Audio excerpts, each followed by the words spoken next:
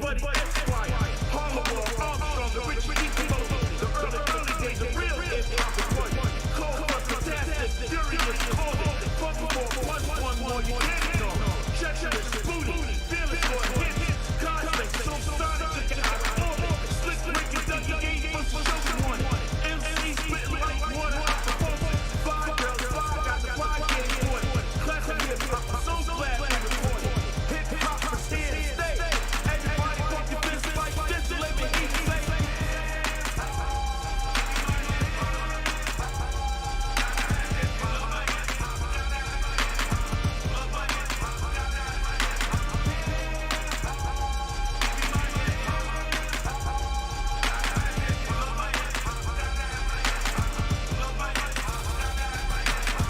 Listeners all over the known universe, you have just experienced the greatest musical event in mankind's existence. A live event in a game we play a name that shapes the world over, touching every culture, bringing in a new way of thinking. Peace, unity, love, and having fun.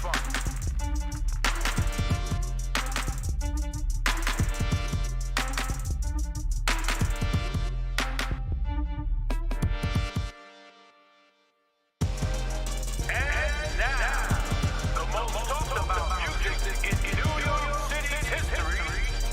Introducing Play Ball. Smokey pistol ball, hurt swung the back. Now make the catch and bam through it back. Flash breakout, Barrett, first, second, third base. Tony, trying to chase behind home plate. L brothers, right, left, center field. Pete Jones, shortstop, put the skill. Next up, Catch it over, pop, Theodore, make the catch every time. Kid on the mound, stop the beat, subway series of time. Bases loaded. Here's the one, pitch, boom, grand slam, home run with it. Holy Samurai, Superman, Cyclops sound. Make everybody wanna come and get down. Hip-hop is here to stay. Everybody put your fist like this and let me hear you say.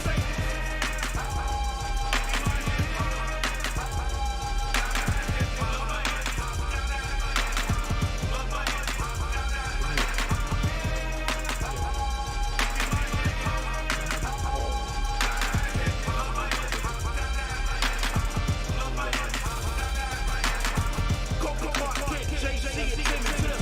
Pepper Smart, sweet and sour, yo, remember them? Lady Sparky, 170, STZ, Infinity G. Jack Day and other DJs came to play. The love of Busy Bee, NAJ. Young ladies, Mercedes, there from the start.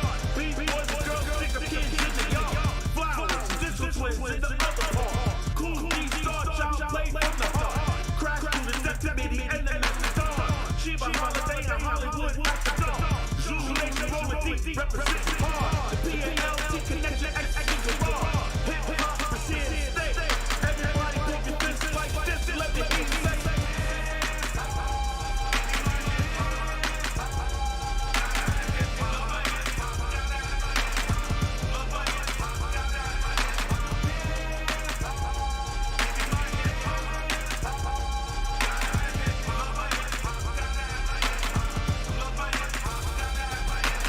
Street lamp wise, provide that fire. Electricity to satisfy your desire. Trailblazers higher, names on fire. Salute the band dip like buddy. Yeah, we in the building. What's up, Tatina?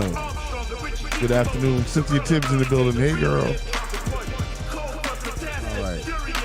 Sorry I'm late. It was that kind of a day.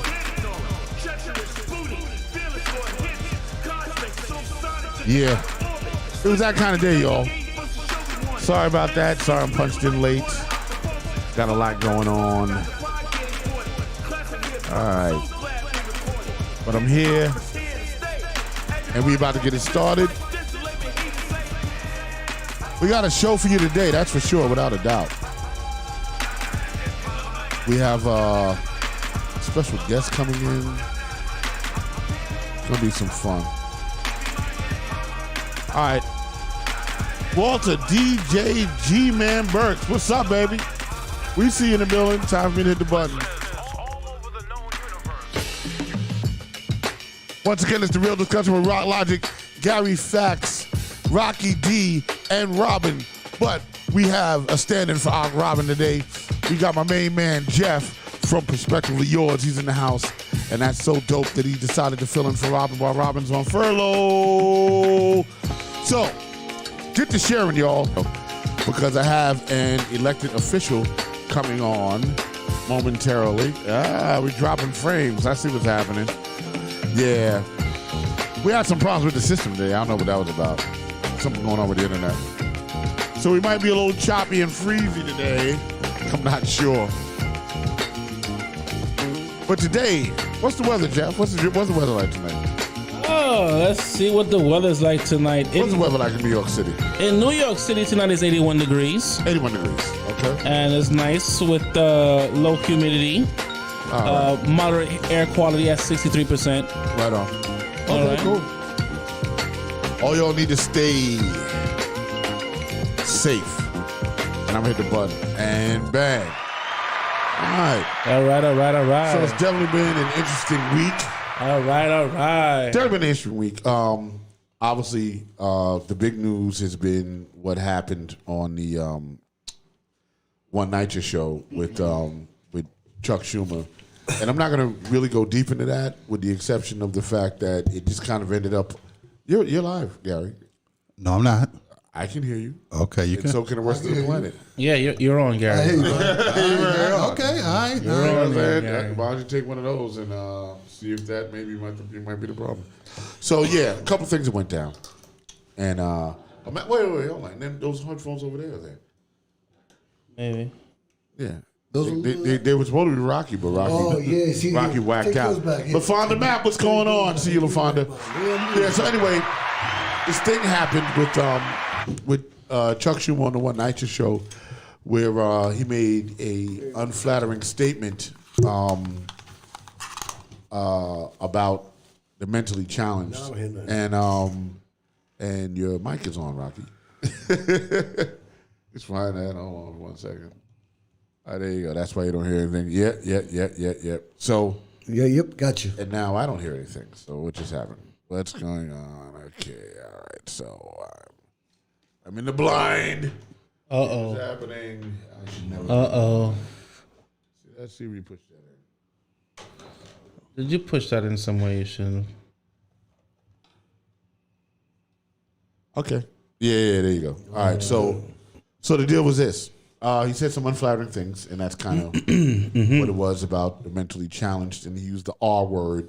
Oh, okay. So things kind of went a little left for the last couple of days. A lot of things have happened behind that, but we ended up in the New York Post and CNN, and they're all talking about it. And I just think that people kind of jumped on something, not really listening to the context of what he was saying. Some people got it. It was a context, right? He said that.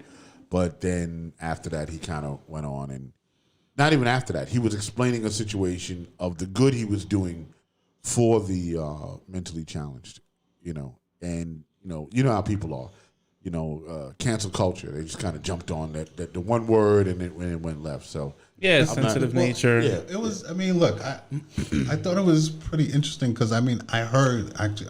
I was here and I heard everything, and to see how conservative media took it someplace else instead of listening to the context of what he said. Right.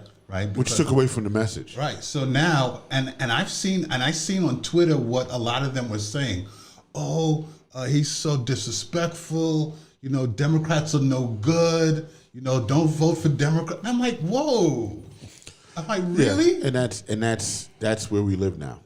You know what I'm saying? Yeah, like, we're in a society where everybody's feelings needs to be validated. Everybody wants to be the victim. Where being the victim is popular, being what you call it, verbally assaulted is popular. Feeling like somebody has done something to you is popular because the internet has given everybody a voice. So everybody, whether you understand or not, everybody gets a turn to say something. And unfortunately, the stupidity rises to the top. Yep. Big shout out to Bobby Cowan. I see you. Ellie, what's up? She says, hey, I'm making dinner. Cynthia Tibbs is in the house, and I'm just going to address something quick with that. because I don't normally do that on this show, but unfortunately, some people apparently were very aggressive towards Cynthia, who is a TA president over in her development, and I just want to say that under no circumstances do I or Boardwalk Global Media condone any violence against anybody. You know what I'm saying? And it's wrong. You know what I'm saying? Or being aggressive. All right, you can have your opinion. You can have your, and I'm going to say this, and I know, this might not be good with cancel culture, but people are sort of naturally stupid. You know what I'm saying? Okay. If you're doing something to somebody, and I know Cynthia, right? And she's not even of good health, and then you guys are jumping on somebody and going after them, and then something happens as a result of that. Yeah. Right?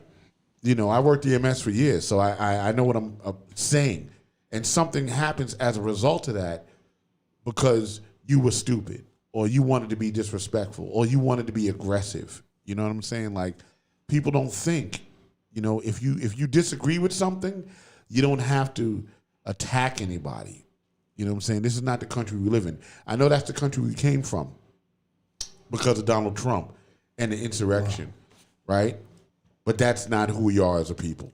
You know what I'm saying? And these are your neighbors. These are your friends. These are people you grew up with, and you're attacking them based on statements that somebody said that you don't really know if it's true or not. You know what I'm saying? Like, you don't really know if it's true. You're assuming something. Or you know it's true. And even if you do know it's true, still, you being aggressive is not the road to travel.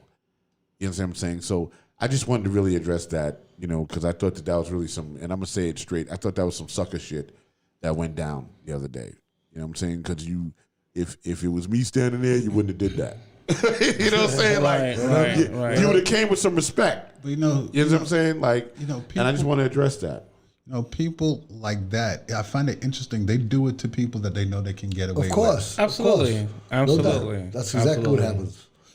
So, so on Sunday when we do the One Night Show, we're going to address that. Okay. More so, because this isn't really the audience where we're at with that. You know what I'm saying? Well, absolutely. But I just wanted to express that as friendship. You know what I'm saying? Because me and Cynthia are friends. To say, okay, listen, this is where I stand with you on that. But we're going to definitely address it over the weekend. I'm sure we're going to address it on Me Gente Me People. With Carmen Quiones is coming in. Definitely. You know that. I'm sure. No doubt. I'm sure we'll get plenty going on there. What's going on? We will definitely address it. We will definitely address it. On shouts out to Cynthia. She's shout out to you, Cynthia. And on a general standpoint, nobody should. We this is an open discussion. We have the right, to speak our mind and express ourselves in a safe environment. And definitely going to be difference of opinions that happens across the board. But to just act violently, it just shows how dumb you are and how you did not fully do an assessment of a situation. You scanned over the situation. It's like if you're trying to read a body of work and you scan over it, you can't say you have a good general idea of what's going on at all. So those people are very ignorant to start with. Yeah, but like Rock said, basically, that was some sucker stuff going on. Yeah, definitely. I agree with that. You know you're going to be able to take the person on. It's a lady. Right. So you walk up and do something stupid. But like you said, if somebody else was there with defend themselves, it would happen. Yeah, those are clowns, Yeah. Those people there, that's where the voice stops, honestly. Right. And that's kind of where I'm at with it. So I just wanted to really address that really quickly. You know what I'm saying? And talk about that. So, Jeff, what's been going on with you this week? I'm glad you're here. I've been going good, and man. You chose the title of the show, Dry Humping. Yeah, Dry Humping. Yeah, man. Right? Dry humping doesn't work. I wanted it to be very polarizing. I'm all for shock culture, you know what I'm saying? Whatever gets you to gravitate towards it. I'm going to tell you, the room is already lit up, so dry humping must have worked. So let's get to it. So why dry humping? Anybody knows what dry humping is. Explain. We all have done it, Explain. Go ahead. It's the realm between guilty and not guilty, right? Is where hey, I stole something, but it wasn't, worth much stealing, right? So dry humping, you get what you want without the full, the full Monty. So What's happening? What? I mean, is this something you do with your clothes on? Yeah, I mean, you do with your clothes on, but it's still like you still fulfill the fantasy somewhat, right? And I think that's what government is doing with us, right? I think we're going the dry humping us? a political dry humping. I'm just sitting here. I'm watching him explain it. That's what makes me laugh. No, yeah, but I love it. No, I mean, this Because you got to explain it. Yeah, recall to your younger days where Right. if you actually did the dry humping, right? What would really stop you from taking your pants down? Right, yeah, exactly. But you do it guilt because or you were Catholic. Exactly. You don't want to go all the way downstairs to the hot room, but you want to stay. Yeah. Or the girl. You know what I'm saying? So you preserve each other, but you still go through the motions, go through the feel that you feel your body and your mind is thinking. You know what I'm saying? However, the exchange is still there. Right. So there's still a foreplay. There's still a something before you get to the dry humping part. Right. So I feel like politically, this is what we're going through in America, where the talk is there. That's sweet in our ears. Okay, now you in my bedroom. Okay, but right now, am I really being satisfied? You're really just dry humping me, right? You're speaking the good words, and I'm hearing it, and okay, I'm having a little feeling, but I'm not. Getting the full effect. Yeah, I'm not getting there. My thing is, I love the way he's making it the dry hump, and then the American way. Because we're not really getting it. We're getting it, but we're not really getting it. You see what I'm saying? I mean, I'm going to say in the room. I'm going to ask in the room. Have any of you ever dry humped? I'm just saying. I want to know if this is something that kind of happens. This is Jeff. I know as a teenager. Jeff would have left. As a teenager, I've absolutely positively been a part of the dry hump committee. You know what I'm saying? And I think that was why in our culture, you see, the culture after us, the baggy jean culture. Yeah. See, you couldn't dry hump. You couldn't dry hump. It's just too much fabric. Right, too much fabric. But in our culture, right, and when we were growing up with Taylor jeans and Sassoon and Lee's, we wore tight. They were tight. So when you got right and you went for the dry hump, you were maybe about 2 or 3 millimeters from your actual penetration. You know what I'm saying? Which kind of made it work. But I mean, I've heard of people, and I'm just going to ask this once again. That's a man thing, dry humping. That's what Ellie says. Men like to dry hump. So Ellie, you saying the dry hump doesn't work for you? You're like, okay. It kind of burns, man. Just like it burns. And do people dry hump naked? You know what I'm saying? I mean, do they do that? Is that a thing? Like dry humping naked? For 2-3 seconds, right? Yeah, because that's going left. Right. I ain't dry humping. Wait. So the show right now is called Dry Humping, and that's going left. What do you mean? I don't know. It's just like you. No, dry humping naked. I'm saying dry humping naked doesn't make any sense to me. You know what I'm saying? Oh, but this show does. I've heard people that do this, and I'm like, well, why would you do that? You know what I'm saying? Like, what's the sense? Where's the pleasure? I think it's like an extended foreplay. It's like 10th grade. You graduated high school, but you're not fully mature for college. So you do a little dry humping. You were naked. It's right before the wham bam bang. You know what I'm saying? Right. So it's like, hey, introduction. Hey, this is what it will feel like. I mean, she said maybe foreplay. Tathina Richards said yes. She did the dry hump. She did the dry hump. Yeah. DJ G-Man's like cracking me up. Ellie is like new. Oh, she said nah. She's like nah. She never did that. She said that's a man thing. Exactly. Not me and Tina. That's what G-Man said. Not me and Tina. We go all the way. Done that.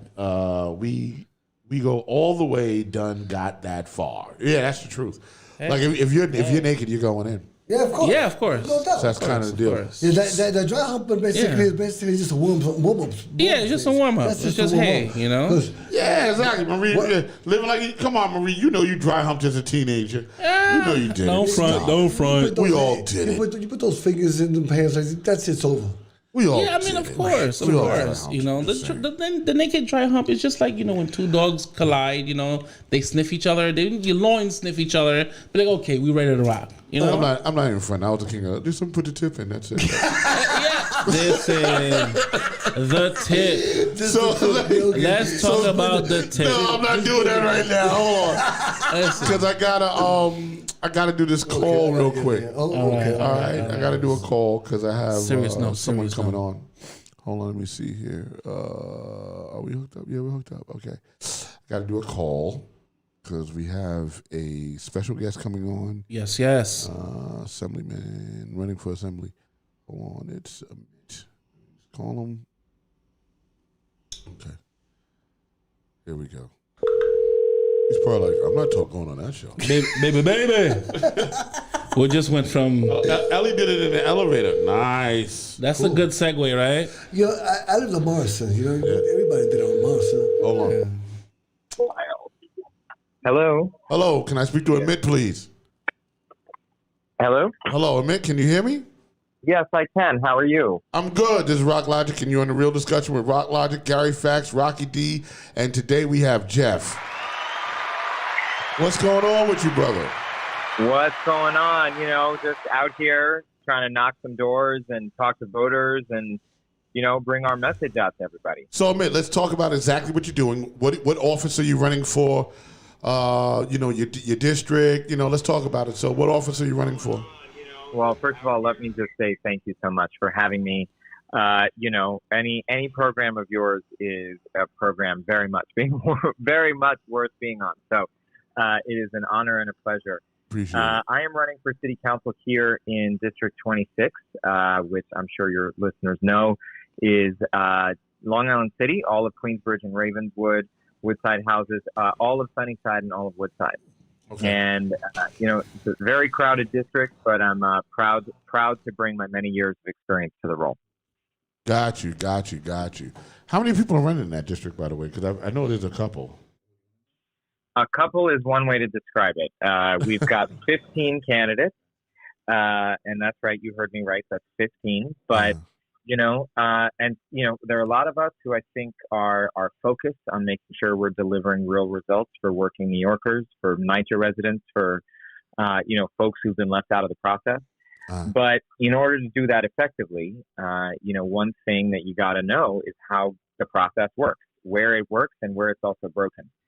And I'm proud to be the only candidate with 14 years of experience in government delivering real results for working New Yorkers. Things like the paid sick leave law, things like protections for workers who get a 1099 at the end of the day, you know, so that make sure they get paid. Things like running the city's census campaign. So, you know, these are things where I've really helped bring bureaucracies to heel to help people who are most in need. What did you do? What other jobs did you have in government? What else did you do?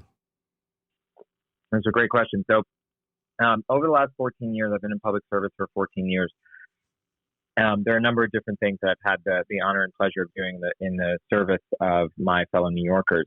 For several years, I was a congressional aide working both here in New York City, right here in Queens, as well as in Washington, D.C., and I worked on a lot of issues that are very relevant to our communities, everything from immigration in particular to issues of climate, to issues of safety, to foreign affairs. And I spent many years working for the city as well. I was a deputy commissioner at a couple of different agencies, the Department of Consumer and Worker Protection, the Department of Social Services.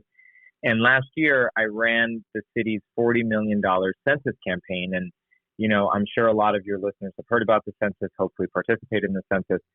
And that was a really important project because, as I'm sure you know, the census is really the basis of whether or not New York City, and in particular our Black and brown communities, get the money, the power, and the respect that we deserve and that are rightfully ours. And so to run that entire operation on behalf of the city and lead New York City to have a higher self-response rate than almost any major city in the U.S., saving an entire congressional seat for the city and billions for housing, education, and healthcare, including funds for NYCHA. Very proud to have done that work. Okay. I'll give you that.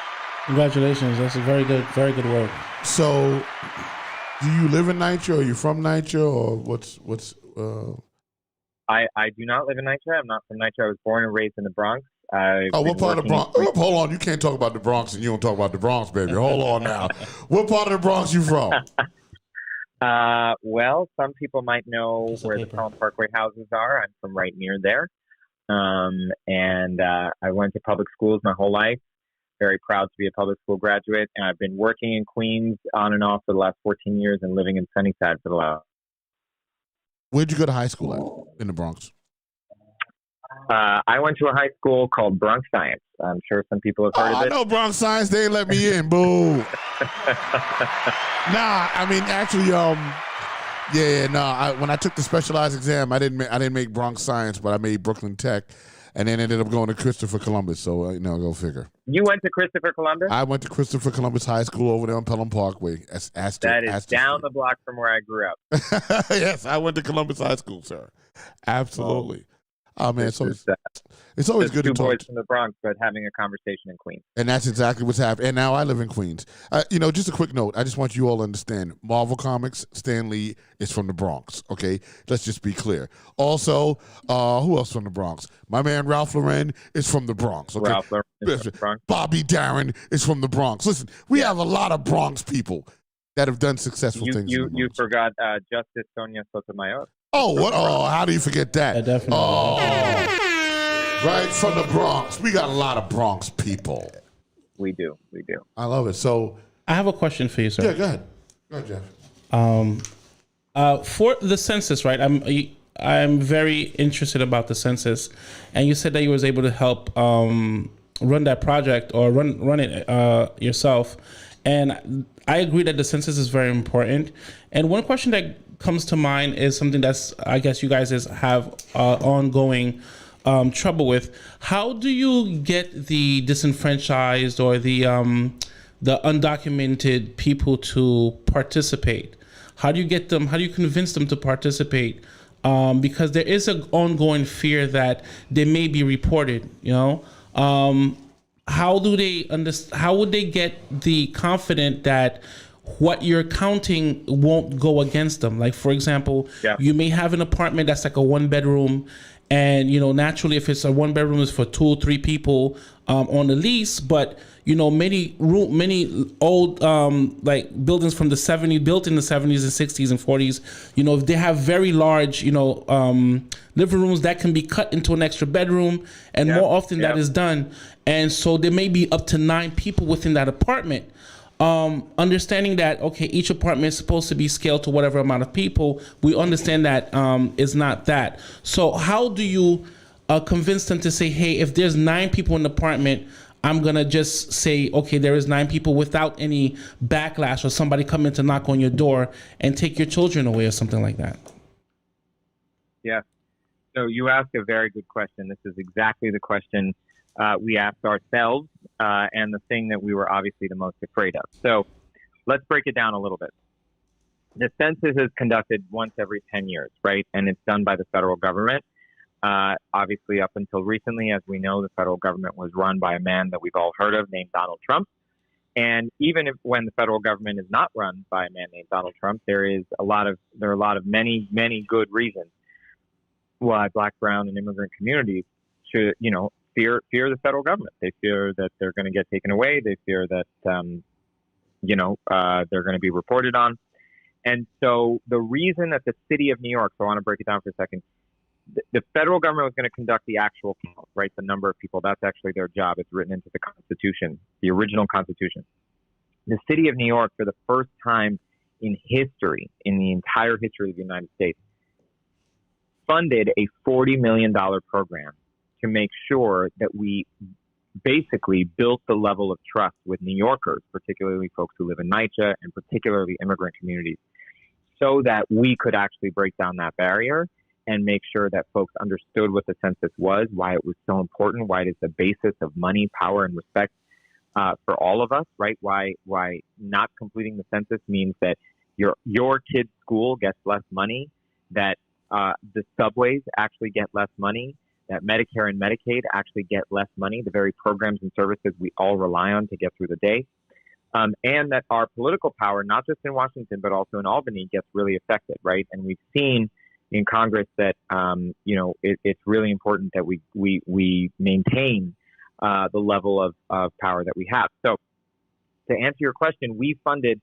in New York City a $40 million campaign to fund local community-based organizations, not the government, not, me, not government staff, to actually do the hyper-local organizing that needed to be done so that folks would actually trust the census, but they would be able to learn about the census, they would understand why it's important, But they would get that information not from someone who's showing up with a government badge, but rather someone who is already in their community, right? Because you obviously are going to trust people who are in your community. So very proud to have personally designed and implemented the nation's first community organizing program to do that. What we did is that we took $20 million of our $40 million budget, we put it into the hands of 167 community-based organizations working in more than 80 languages across the entire city. And what we said to them is, we're going to give you this money. You figure out what the best way is to spend it in your communities, because you're going to know better than us. We're going to lay out some goals for you. We're going to let you know, how many people we want to make sure, how many households we want to make sure get counted, but you figure out what works best. And that was really groundbreaking, because that was government saying, you know what? We don't have all the answers. Communities, you have the answers, and we're going to take our taxpayer dollars and we're going to put it directly into the hands of communities so y'all can do the work. Okay. And you know what? Despite battling COVID-19 every single day, literally the census started on the day the New York City shut down, despite the fact that Donald Trump literally in his final year in office spent more political time and capital undermining the census than he did trying to solve the COVID crisis. Despite all of those obstacles, New York City had a higher self-response rate than almost any major city in the United States, which at the end of the day enabled us to save an entire congressional seat for the state, because going into the census count, we were scheduled to lose 2. And so that is the type of... I got to give you props. Okay. Yes, absolutely. Big props. Yeah, that's important, what you did. Yep. You had another question, Jeff? Yeah, absolutely. That's very good. So it basically is a you look like you, right? If a person that looks like me in my community is encouraged me to participate, then I will be more trusting. So I'm very happy in that design. Over to speaking about NYCHA, where in different conversations with NYCHA, the common denominator of the problem that I see is the lack of communication, the bridging of communication between the tenants and landlords and officials and those who are representing them. The gap of communication I see is not there. There was a young lady that also expressed to us that there are people who hold multiple seats where there's the checks and balances are not there. So some complaints may be gone unheard of. Is there something there that you could maybe mimic the same design that you had for the census, to where we can bridge the gap of communication that happens from the ground up? I feel like you're setting me up to talk about all the things about my campaign, which is great, because it is exactly bridging that communication failure that is literally the centerpiece of my campaign, right? I've worked in government for 14 years, and what I've seen is that one of the reasons that government fails in doing its job well is not because it doesn't have enough money, or not because it doesn't have people who aren't committed, but because it fails to communicate exactly what it is that you've identified. And in order to bridge that gap, and in order to change this dynamic, what we need to do is actually, what I would argue, replicate what we did with the census, where we take the taxpayer dollars and we give it directly to communities to say, you figure out the best strategies to make sure that we have full resident engagement, to make sure that residents are deeply a part of the decision-making process about how repairs are made and how money is spent development by development, that residents actually have a direct line to the decision-making apparatus, so that when decisions are made about how NYCHA is managed and what is actually addressed, building by building, development by development, that is led by residents. So one of the things that I've proposed as part of my campaign is something I call the Fair Economy Fund, which is basically a publicly funded community organizing program. We would take $100 million a year. That sounds like a lot of money. It is. But guess what? It's only 0.1% of the city's entire budget. There's a $100 billion budget proposed this year. Right. So you take $100 million and you say, you know what? We're going to give it directly to workers' rights organizing, tenant organizing, climate organizing. And these are organizations that are working in NYCHA. This is Jacob Reese. This is New York Communities for Change. This is Community Voices Heard. This is 696. This is all of the groups that are already there and that have the credibility and have the trust. And if we do that successfully, I think we're going to start to see that government is going to end up making different decisions about how it manages NYCHA, about how it's delivering services, because the residents themselves are empowered, and they're empowered because, quite literally, we are funding them to be empowered, because you can't do the work if you don't have the money behind it. And so that's what that's about. You know what? Thank you. Amit, I want to thank you for that. Gary, you wanted to say something? Because I'm about to switch gears in a minute. He said some strong stuff there. Fair enough. Okay, so listen. Amit, I wanna thank you for coming on. Thank you. I don't normally do this on this particular show, but because the One Night Show is booked up until past the election, I wanted to make sure that I got you onto my actual show, that you can communicate. You know what I'm saying? And big shout out to Nick Berkowitz. We went to EMS school together. And yeah, did you hear about that? I heard about that. Right at LaGuardia, right? LaGuardia. Yeah, we went to LaGuardia Community College together. So I wanted to, support my friend, and inadvertently I ended up supporting you. You know what I'm saying? And I mean, were you able to match funds and stuff? Are you good? I'm very proud to say I raised every dollar I needed in just 7 weeks. Wow. I think I've raised the second most amount of money of anyone in this race. And you know what? Just so that I've said it, that is because folks came from all over the district and all over the city, because they know that experience counts, right? Experience matters. When you have had to look at bureaucracies and the way they're broken and figure out how you make change, how you deliver paid sick leave for 3 million New Yorkers, how you guarantee that freelancers and gig workers are going to get paid on time, how you guarantee that if you are a worker who works at a fast food joint or in a retail store, that you get your schedule 2 weeks in advance. That's another law that I helped write. If you work at a car wash, that you have your wages and that, you're protected from wage theft, another law that I helped write. These are things that affect everyday working people. And we can have lots of lofty conversations about the big, big things we want to do. And that is important. And we need to have those conversations. And we all need to be driven by wanting to achieve a lot. But, when you are electing someone to public office, you got to ask, what have you done? And I'm proud of that record, and I'm proud of having delivered those results for working New Yorkers. And I'll just leave you with this to say, it comes deeply from a place of my own family, right? My parents are immigrants. They came to the United States 50 years ago. They did not have a dime in their pockets. They were fortunate. Where's your family from? Where are they from? They're from India. Okay. And, my parents actually grew up as refugees. I won't tell you the whole history, but in 1947, when the British left India, they partitioned what was one country for 5,000 years into two countries. My parents found themselves on the wrong side of the border. They had to cross. Would that be Pakistan? Pakistan is right. Right, that's a split, yeah. And, when they came to New York City, they faced a lot of discrimination. They faced a lot of hardship. My dad, he's a practicing Sikh. He has a turban and a beard.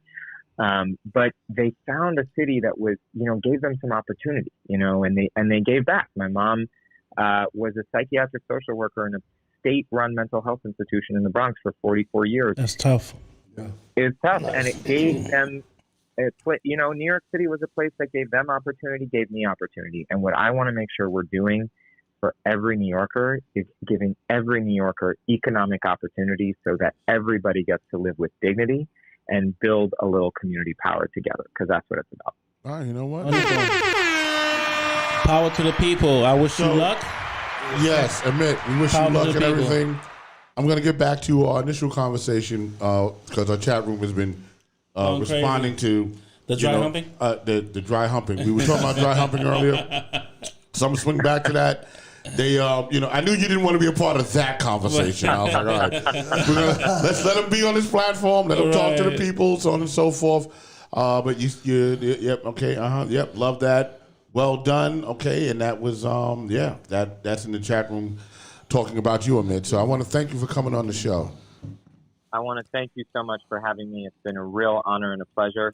Everybody, go out and cast your vote on June 22nd. Remember, it's a ranked choice election for the first time. You get to pick up to 5 people for each position if you want. So go out, make your voice heard. This is a transformational election. Once every 8 years, we vote for a new mayor, new council, and this is about our future. So don't miss up the chance. All right, absolutely. And if you win, I want your number on speed dial. Yes. Okay.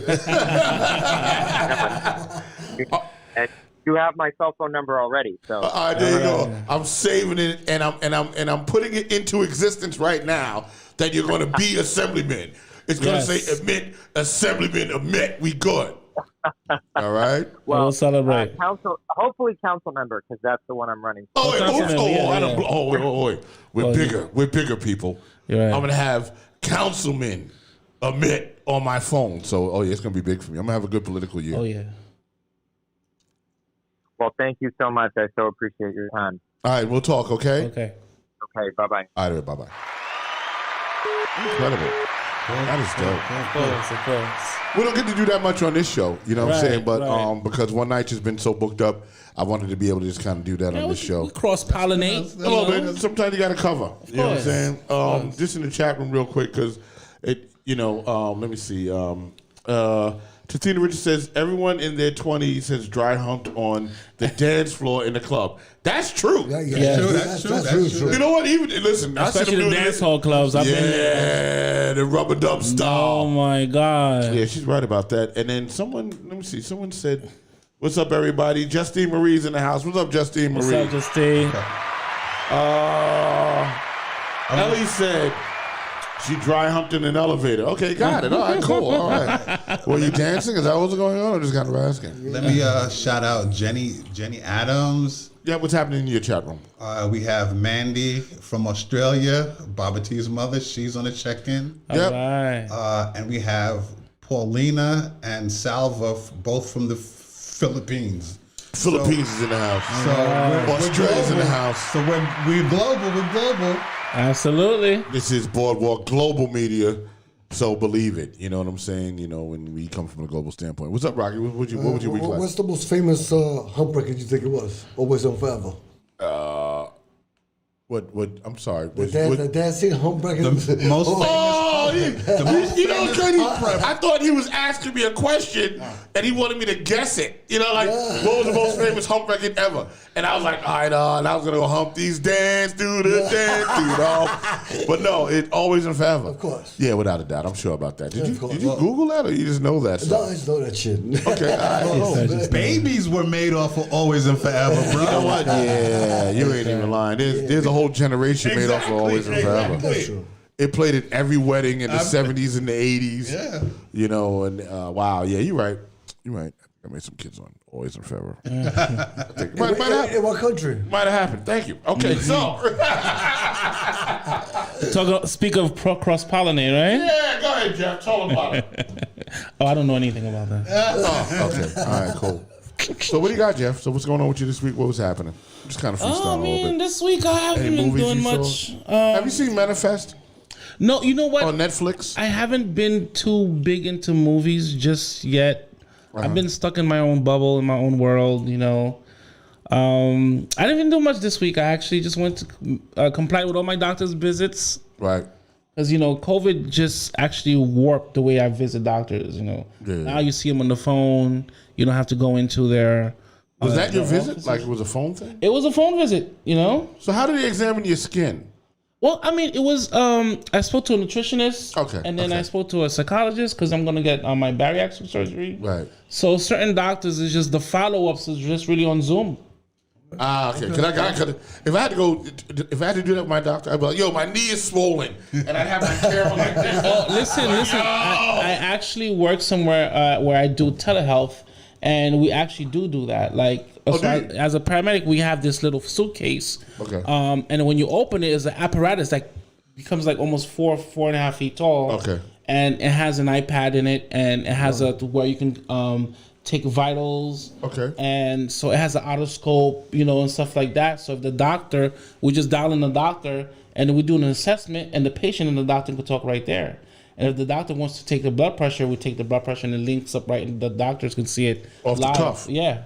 Wow, this is what medicine has done. Yeah. That is so dope. Yeah. Wow, that's crazy. Yeah, so doctors can have virtual visit, but have a person there too. So technology has definitely progressed. Love that. Gary, what's going on with you? You been dry humping this week? Nah, man. Just checking. Good. Dry hump BDS. No. Yeah, go ahead. What's up? Now, my week has been good. Just, following up with Baba T, getting his music and stuff like that out there. But let me back up and say this. Last week, Friday, we had an amazing show. Mm-hmm. Jeff filled in for Rock. Yeah. And my good friend Bella Fox, she flew in from LA and made a wonderful Oh yeah, she was wonderful. co-host. Shout So out to it was Bella. an amazing show. But to go back to what I was doing, just taking care of Baba T's No, I don't want to hear about that. No, I want to go back there. Yeah, I'm not there. No. You want to go on this one? Go. Yeah. So what are you trying to say? What the Rock was like? It was better without him. I didn't say what. It was a great show. Nah, I don't want to talk about that either. Here's what I want to say. What do I want to say? What was that thing about the penis at the end that you had going on? What was that? I want to know about that. Like, I got emails about this thing. Like, shit. Oh no! Could we? No. I just want to know what was the story with this thing? You know, I was a very ambitious young man. Okay, all right. Right. What happens when I'm not here? We'll go back to last week. Okay. I just want to know what happened. You know, I don't as know. a young man, when you find out, you know, your power, when you find out you can get the ladies, when you find the sauce, right? So you become very arrogant. You know, you can think you can get anybody you want and stuff like that. Okay. So, you know, I was I was in shape back then somewhat, you know, and I was able to, you know, pull some girls. So I had a very beautiful young lady. Me and her are still friends to this day. We were in the park. Okay. And, you know, things kind of got weird. Things got worse. You know, it went from better to worse real quick where, you know, I tore my penis, man. I tore my penis. I was waiting for it. I was a wild boy. Back it up. Hold on. Okay. Yeah. Wait, back it up. Okay. Because a penis is not like a piece of paper. Nah, I missed. How did you tear your penis? Listen, you know when you when you have the missile, right? Before you launch the missile, you have a target. Right. And then you have to make sure you lock on target before you shoot the missile. Correct. I happened to just shoot the missile and I don't give a damn. And the target moved. So your aim was off. You didn't have a guided missile. No, I didn't have a guided missile. Once again, being hasty, you just shot your missile and then she happened to just move. I'm like, where you going? Too late. And you know, I wasn't circumcised. Right. So it peeled back further than it was supposed to peel. Oh! You know, and I had to get emergency circumcision. You know the messed up thing about it, didn't get to say that part of the story. My brother, right, who's 3 years younger than me, my mother said, you know what? If he gonna get emergency circumcision, they clipping yours too. Is he talking to you? Well, yeah, Is that your brother? Yeah, my younger brother. How old was he? Oh, damn. Oh, how old was I? 6. He was 13. Oh, no, that's too late. 13. They did. They did. So you don't do what your brother do later on. Right. So she did the Jewish thing. Yeah, so she. It was kind of man. It was late. Yeah. It was like a bar mitzvah, but. Yeah. Okay, yeah. hold on. Weird. Let me ask you. Wow. Your friend. Right. I mean, that you still know and you talk to. Yeah. What happens? Does this conversation ever come up? Hey, is your brother Kenny St. Fleur? Yeah. Oh, yeah. He's like, he said, bro. That was a wild day. He said, bro. Now everybody knows, bro. He's right there. He had to get he had to get one too, man. He hated me for that day. But we got back around to it, man. But yeah, it was an experience, man. Apparently you're hot today with the medical thing because Mandy Faith says the surgery is so good. Would love to follow you in the process. Now, I don't think she's talking about the circumcision thing. Oh. I think she was talking about the what we were talking about before. Oh, the bariatric surgery. Oh, definitely. Yeah. So I plan on doing videos and documenting it and stuff like that. Okay. It's like actually my third go around because my first time I chickened out. The second time I had a bad experience with a doctor and I just, you know. But now it's like I'm full steam ahead. I've seen all the doctors I need to see. So what's the surgery going to be? It's a sleeve. Are you going to do the sleeve? Yeah. Definitely. Oh, listen. Yeah, we need to document that. Yeah. You know what I'm saying? Because that's. I mean, that's number one. It's powerful, and definitely. I mean, it's a lot of people are doing it, and some people are scared to do it, and so on and so I'm forth. petrified. Yeah. But Is that the one that you can get everything back up, or which one is no, that? they cut it straight. You know, looks like a banana. It doesn't look like a boot anymore. What are we You talking know, the stomach. We're talking about the stomach. I'm like Jeff. You never know with Jeff. Yeah, the penis, the stomach. So, all right. So, are they making the sleeve or are they cutting your stomach? No, they're making it into a sleeve. Yeah. Oh, is that what mean? Oh, wait, hold on. I just got some information. Yeah. So when they make it a sleeve, they cut your stomach into a straight line. Right, to a straight line. Yeah. Yeah. Oh, I feel like such a dummy. Nah. No. You know why? What? I thought they put like a sleeve over your stomach, and it was like a. You know what I'm saying? To Like, shrink it. Yeah. Hey, you might have invented something, but I thought it was like how I have this sleeve here. Right. And your stomach is. So you Right. take this thing and put it over the stomach. Oh, to shrink the stomach no. To make a sleeve. No, you know how we have what is it No. called? DJ duodenum jejunum, right?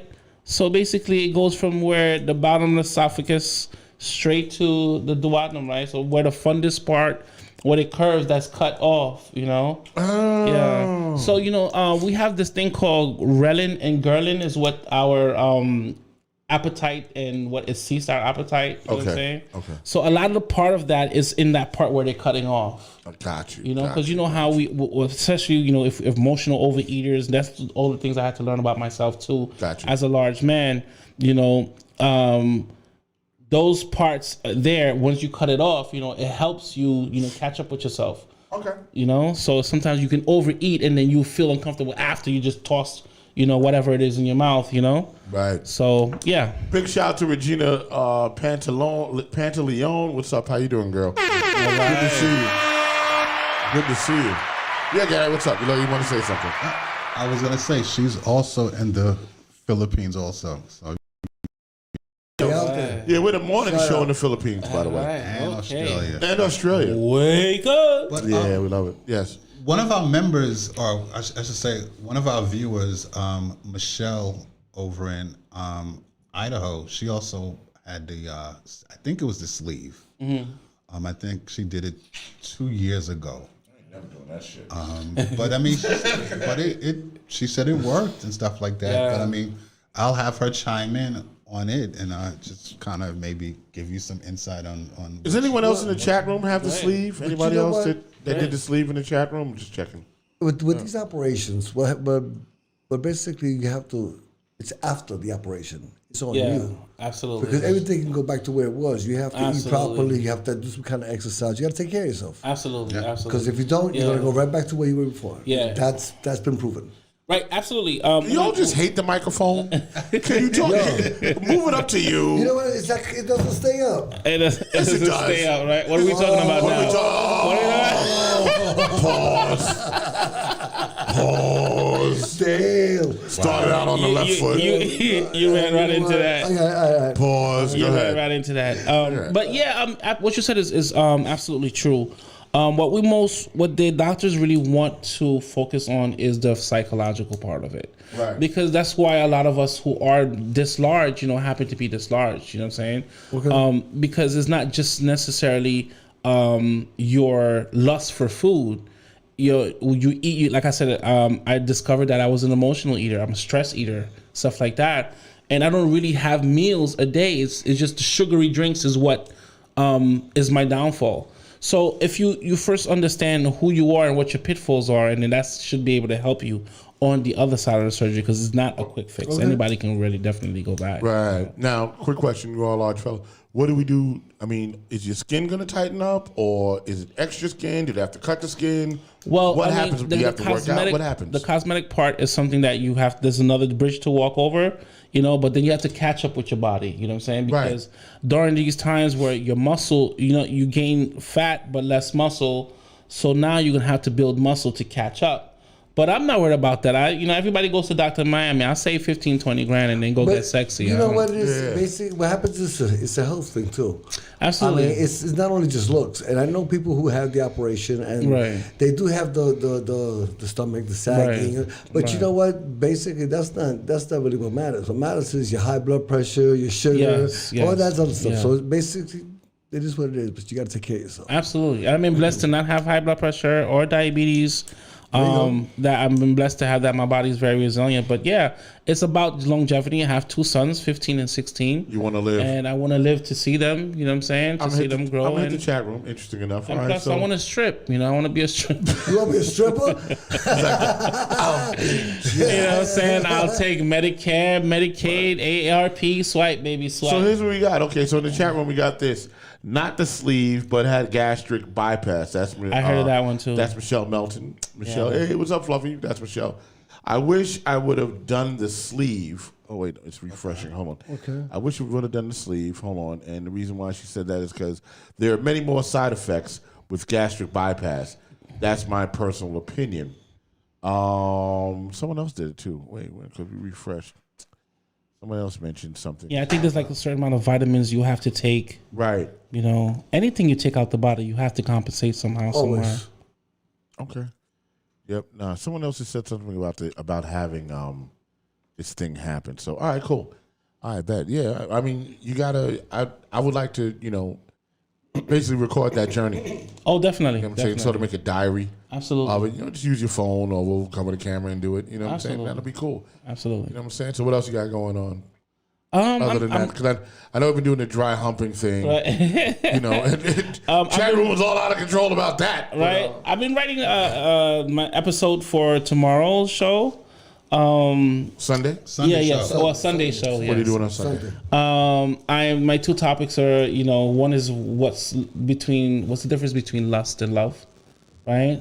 And what would you rather? Would you rather lust? Would you rather love? And I've put that on Facebook. Yeah, so when you posted that. A lot of people pointing to lust, but that's kind of just like I wanted people to make that, so then I can, take that and the. So is it lust or love? What do you prefer? Yeah, is that the question? Prefer, yeah. Well, that's the question for the chat room. Yeah. People in the chat room. Yeah. Do you prefer lust? Chime in. Love? That's all data. Yeah, figure it out. A lot of people on Facebook, geared towards lust, and right. I'm understanding why certain people are, gearing towards that, and I want to discuss it. Can you have lusty love? Yes, I mean, a person. I had a comment who said that lust mixed with a little bit of love. Yeah. I mean, I feel that. I mean, lusty love. You can overly desire the person you're in love with, Okay. And overly so, desire. I mean, yeah, but to put lusty in it is because the undertone of lust, the definition of it, it doesn't have a positive undertone, So when I asked that question, I was pulling it from, biblical terms from as how that word is, depicted. And even on the it is. You're right. Even on the Muslim side too, on how that is also depicted. So I want to take that, and I'm going to actually, embrace that with the psychological approaches of why people would lead towards that because of the heaviness of what love is, and and how you walk. I mean, that. Justina Richards says, "Lust is temporary. I want love." There you go. Regina Pantaleon's like, "Love, love, love." That's the Philippines, baby. Love, love, love. Okay, all right. Okay, all right. Well, it goes like I'd rather have the love of the bedroom, the lust in the bedroom, and the love on the outside. Right, I mean, absolutely. But the lust thing, when you say lust in the bedroom, love continuously, right? The lust part starts in the mind, So is that really lust? What you're talking about? Like the lust part starts in a love? Because here we go, right? So Michelle says, if you have true love, lust takes on a different meaning. It's just like saying when I'm married, pimping don't stop. Who's that really, really quiet? Hey, yo, everybody just paused at the same time. We didn't even know what to do with that. When you get married, pimping don't stop. All right. Okay, Jeff. Right. All right. Yeah. You know, I don't disagree with it. Right, I right, don't right. disagree with it. Oh, You know? okay, all right. Man, pimping ain't easy. Wow. It ain't. Pimping ain't easy. It ain't. Wow. Okay. So that's your show this Sunday. This Sunday, yeah, At 6 o'clock. Yeah, 6 o'clock. And the show is called what? Prospectively Yours. Respectively Yours. Yeah. Yo, Rock, how was your week? Man, I got to tell you, my week, party people. Let me see. Oh wait, Mandy said you said that with such a straight face, and she started laughing. I know, right? You know. Walter, DJ G-Man Burke said, whoa! Well, G-Man, I'm going to go, we all went, whoa. You heard the whole shit got quiet, right? We didn't, I mean, my week has been sort of just interesting. And, you know, for those of you that are just tuning in, which is why I'm a little bit quiet today, you know what I'm saying? Because I'm contemplating a lot of things. I mean, I've been working on a technical issue at the house with with the studio that we built. And I've been trying to work through it, and I eventually get through that. Someone's phone's near the microphone. That's why you hear that buzzing noise. And then the whole thing that happened, unfortunately, with Chuck Schumer on the One Night Show, which, you know, sort of blindsided me. You know, he used the word. He said the R word instead of saying mentally challenged on the One Night Show. And I was hosting the show along with Sandrea Coleman was hosting the show, and Stan Morse and Mike Jones. And he said it, and I just went blank. I was just like, oh, my God, he didn't use that word, you know. Man. And I thought it would sort of glaze over, you know. At the moment, I just couldn't find the words to correct it, you know. And I got caught, you know what I'm saying, sort of like a deer in the headlights. And so we were dealing with that all week, you know, because he had to release a press statement and an apology. Yeah, an apology, and I believe we're going to do that on the One Night Show. Also, just kind of like, because people are asking, like, how do you feel about it? You know, how do you feel, Rock? Like, you know, why didn't you say anything? So we're going to address that. You know, we were on CNN, Fox News. The One Night Show was on all those Forbes. You know, One Night was on Forbes magazine. Yeah. So, you know, I mean, all press, you know, any press is good press, but that was tough press. You know what I'm saying? Yeah, that's tough. Because Chuck is a friend of the show, you know what I'm saying? And I didn't think that he deserved what he got, but we'll get into that later. So we're dealing with that. We deal with, you know, I dealt with a lot of NYCHA stuff this week. I went to Washington Houses, actually, and toured Washington houses over there on 2nd Avenue, 96th Street with Claudia, saw all the work she was doing, barbecue pits, and we have a march that's happening over there on June 27th. Yeah. Right? It's a Stop the Violence March, and it starts on 125th Street and 2nd Avenue. We go all the way down to Washington Houses, which is on 97th and goes to 104th Street. That's how big the development is. And we're going to actually have music and food will be out there, and I'm going to DJ. Rocky's going to get on the mic and talk some stuff. So it's been that kind of a week, you know what I'm saying? Okay. And a little bit of celebrity. I was in a class the other day teaching, and they were talking about the Chuck Schumer situation.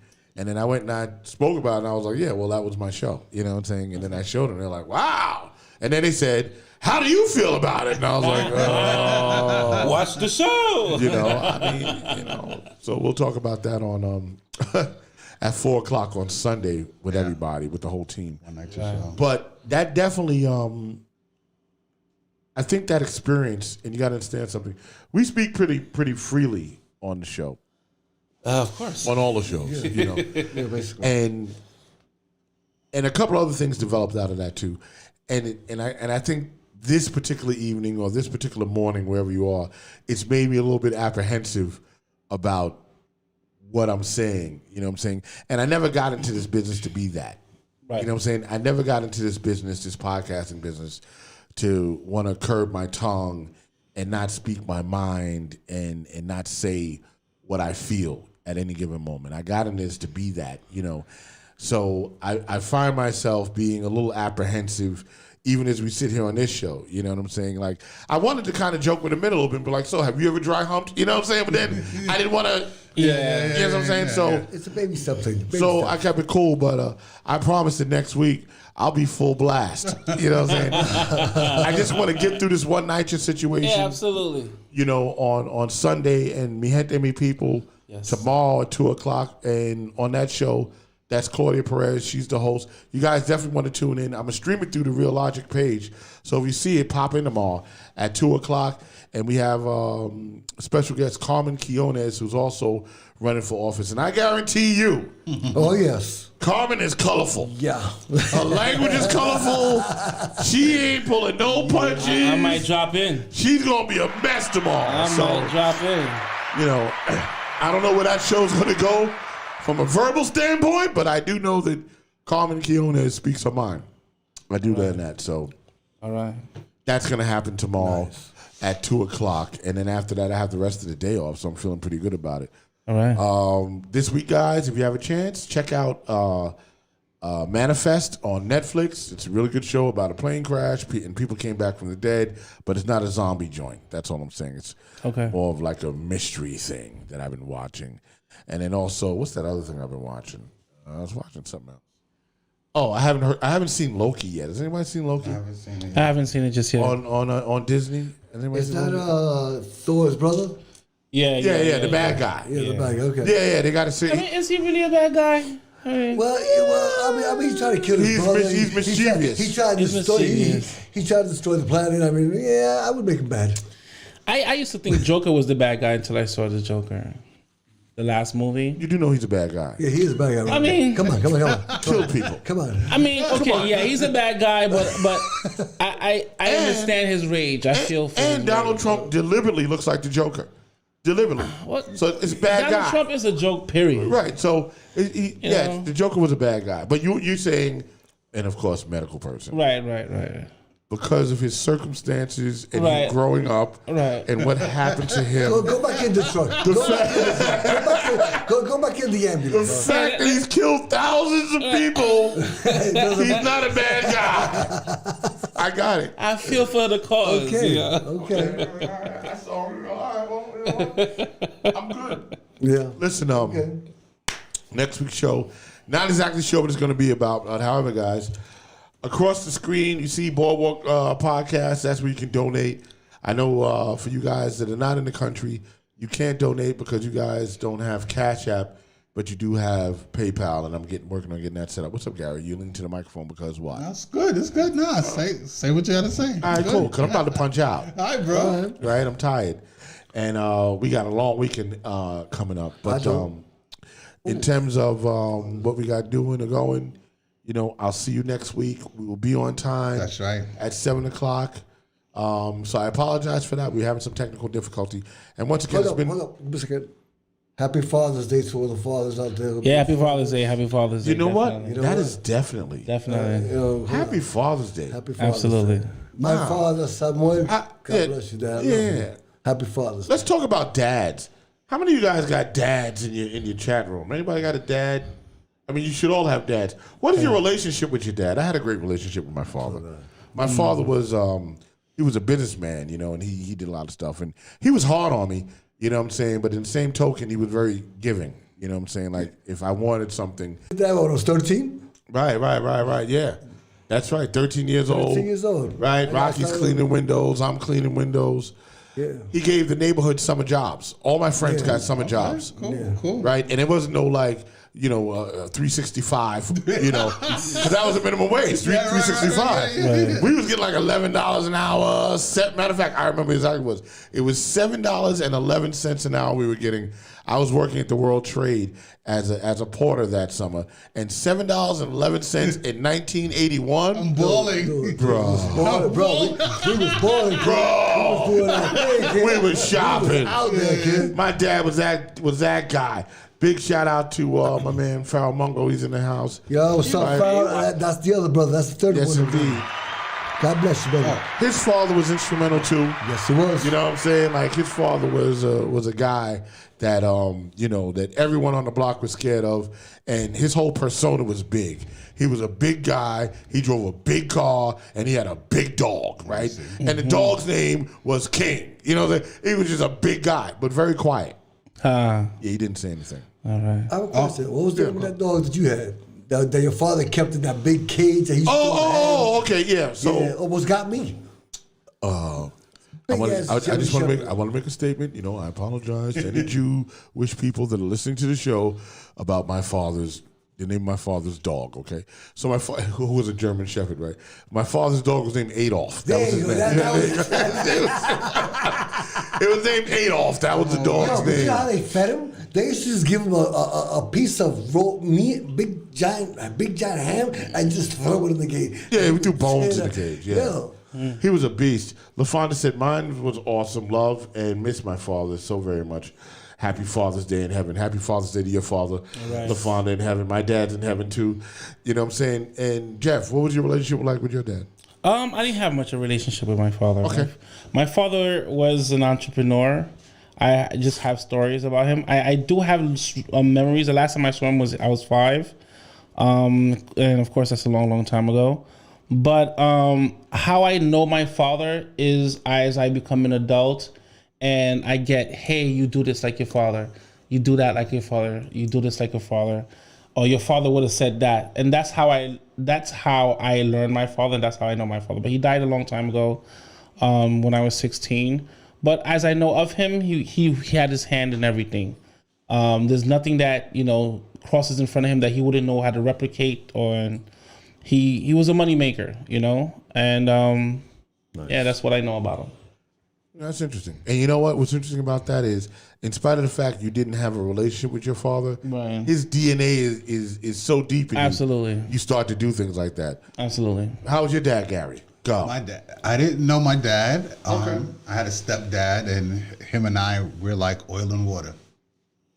So, so that's not a good thing. Yeah, no, sorry. All right. I was like 2 peas in a pod. No, you're talking about you don't mix. Yeah, the last time we saw each other, it was all bad. Oh, okay. Okay. All right. Cool. I was like 25 years old at the time. Right. Oh wow. Okay. So it was done. Yeah, that was it. Rocky, what's up with your dad? My dad is on point. I had a nice conversation with him today. He just received his card. I love. Thank you, Travis. That's my cousin Travis. He said Happy Father's Day. Thank you. Same to you, Trav. I'm going to be seeing him in August. I'll be there for my birthday. I just can't wait because I haven't seen them, I think, in about 2 years. So I'm feeling really blessed to go visit them.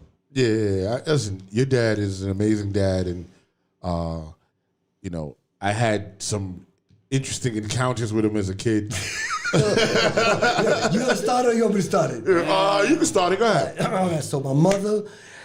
Me and Rocco both doing music. We can't. Well, how old? 12, 13? About 12. Yeah. About 12. So I'm doing a party. I was Disco King Mary. I'm doing a party at Janesboro High School. Rock's doing a party by you lived on Washington. 3rd Avenue. 3rd Avenue, yeah. Right. So the party was about in the neighborhood. So I'm gonna say, here, Lou. Like 118 or. Yeah. She goes, here, Louis. Yeah. Here's the keys. When you finish, come to the house, go sleep in Tito's room. They call me Tito.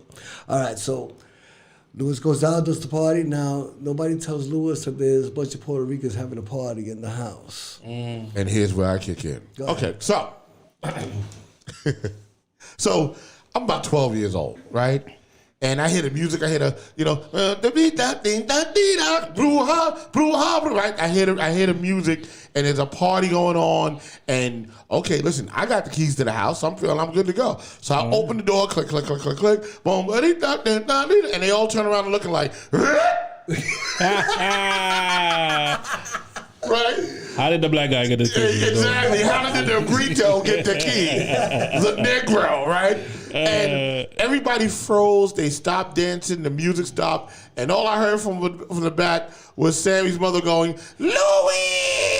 And then the music came back on. Everybody was cool again. That's the confirmation. That's the confirmation. Yeah, like, all right, he's cool. Yeah. He's one of the cool ones. You know what I'm saying? But yeah, it was, that was kind of a thing. That's cool. And Sammy's dad was always really tall to me. How tall is your father? My father's but your father's 6'3"? Yeah, about 6'3", right? About 6'3", yeah. He was always really tall to me. So, you know what?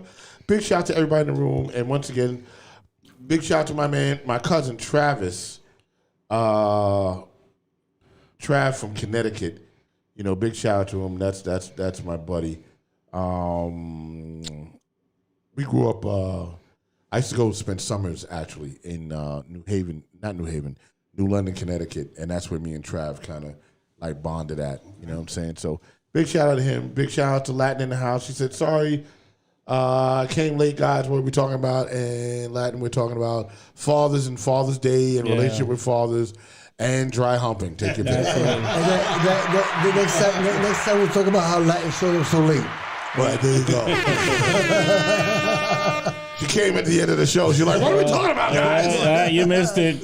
Like, you know what I'm saying? So We got a that is, go ahead. So there's a couple of birthdays we got to shout out. Yeah. Okay. Tone Crush from the Cold Crush. Oh, yeah, big shout out to my man Tony Tone. I saw Kaz yesterday. Okay. Yeah. Ice Cube. Oh, Ice Cube. We have Tupac. Oh, Wonderful. Jay-Z's birthday? Was he? When is it? The 16th. And then we have the Juneteenth bill that was signed. Oh, that's heavy. So now what is it? Definitely. Oh, damn, I'm sorry. I got all excited. So what does this bill mean? What's going to happen? And what is Juneteenth? Juneteenth marks the end. It actually marks the end of slavery.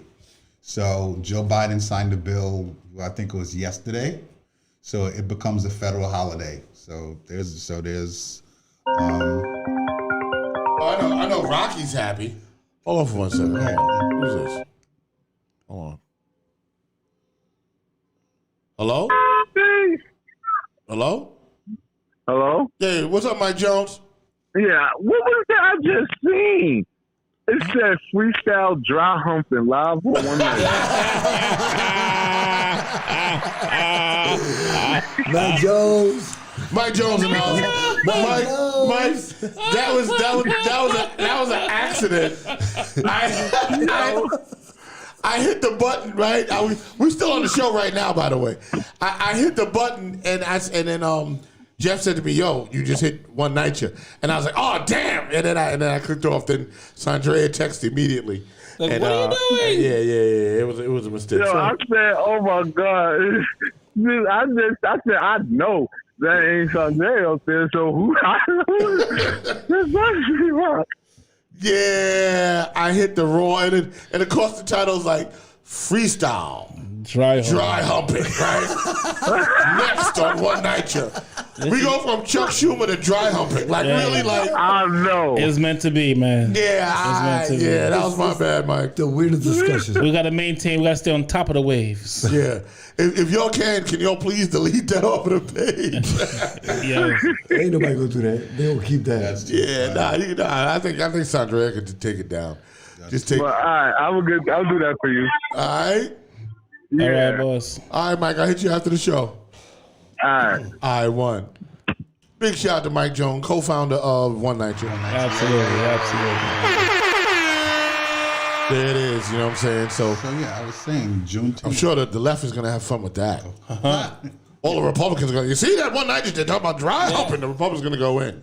Goodness. They'll find something wrong with it. Go ahead, Gary. Juneteenth marks the end of slavery.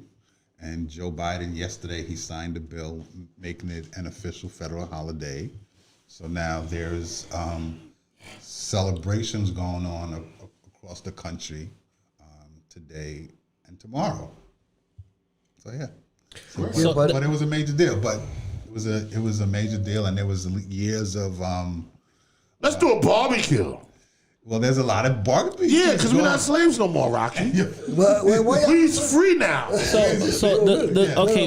End of slavery. I don't know. I'm not excited about that for some reason does it mean I barbecue for breathing. Yeah, I barbecue that for definitely. But does it mean that lynching is now illegal? Does it mean that any crimes against blacks are illegal? I mean, well, look. Here's my thing. I mean, I think they could have did other bills. right. Reparations. In my opinion, yes, that. I think there were a lot more important bills, but. Okay, my question is though, they're making it a holiday, but they're saying it's going to start for the payments, the unions, and everything. It's going to start next year. Nobody's really taking off this year for it. It's being signed. Well, he signed it. Well, because it happened 3 days ago. Yeah. That's why it just happened. And this is what I mean by Rocky's like, listen, 3 days is 3 days, bro. 3 days is 3 days, bro. I'm ready to take off now. It goes back to my point of the political dry humping. You know, we're getting a little please. Juneteenth. Yeah, okay, fine. End of slavery, definitely. Maybe that should be an amendment in the Constitution. Go get some ink and just go add that in there somewhere. You know, Well, I've always said that. If they really want to change stuff, there's amendments that need to be done in the Constitution. Because when the Constitution was written, we were 3/5 of slaves. exactly. Right. You know, so, but anyway, I digress. Nah, I'm with it. Like I kind of love the conversation a lot. G-Man says my job is doing it next year, so next year they're gonna get the pay. So there goes your answer for that. Yeah, I mean, happy Juneteenth, and you know, we got another bone. You know, Democrats have thrown another bone with no meat on it. By the way, Hey, we got a barbecue, right? Yeah. Oh, we just teasing on that. nah, we're gonna barbecue. That's fine. I'm calling off. DJ G-Man says MLK Day here. A lot of companies make you take a floating holiday. Okay. Yeah, by the way, G-Man, where you at? You said MLK here. Where's he at? Arizona. Arizona. Okay, got it. Oh, I love Arizona. John, I'll be there John this summer. McCain, I he didn't want that. Huh? Love Arizona. John McCain, who was the senator in Arizona, he voted against the MLK holiday. Wow. Go look it up. Calm down, Rock. We'll fight somebody. Calm Go down. look it up. I don't want to get mad at John McCain because he's not here to explain himself. So Okay. I don't fight dead people. I just don't do that. I'm not that guy. You know? They go, the Republicans are going crazy again. You heard what he said? He doesn't. John McCain. Oh, yeah, you're all bugging. Guess what? Get the meat, Republicans. Well, so after that, The left is terrible. But go ahead. Yeah. after that whole one night stuff, I'm sure that a lot of those conservative shows, they just like sitting in the background, probably watching whatever we do or say, because I found it interesting that on Twitter. Right. They took, they were going crazy. Like, putting links to the show, showing what happened and stuff like that. I'm like, see, Let them follow the formula. Okay. Listen, conservatives, next week, dry humping. Get up on it. Which is what y'all do anyway. Yeah. Kenny Singfloor says correct floating holiday. And Kenny also says his Juneteenth holiday starts immediately. Yes, because he's also out in Arizona. Okay, so he gets it off the cuff. Yeah. All right, that's dope. Yeah. before we tune out, I just want to give a shout out to Tona Courtney. She's normally in the chat room with us. Mm-hmm. Unfortunately, she's in the ER with her son. She had to take her son to the ER. So I just want to send prayers out to her. And, absolutely. And her son. Absolutely. So, yeah. Sending prayers out to Tona and her son. And I hope you feel better and your son feels better and we do all that. And guys, it is 9 o'clock, 9:03, and I'm going to punch out. Yeah. All right. See you next week. I'll be on time. It's all good. Absolutely. And make sure you guys tune in this week. Now, if you haven't subscribed to the One Night Your Facebook page, please subscribe to it. We're going to deal with a couple of issues over the weekend. Also, tomorrow, tune in to Mi Gente, Mi People. Mi Gente, My People. With Claudia C.C. Perez. That's going to be good. That's going to be real good. Special guest is Carmen Quiones tomorrow. And she's running for office. I forgot what she's running for. I think councilwoman. She's running for councilwoman. So check out the show tomorrow, and I'll see you guys tomorrow. Thank you. And Latin says good night. Give me a call when you can. Mandy, great show, guys. And we out. All right. Yeah. All right.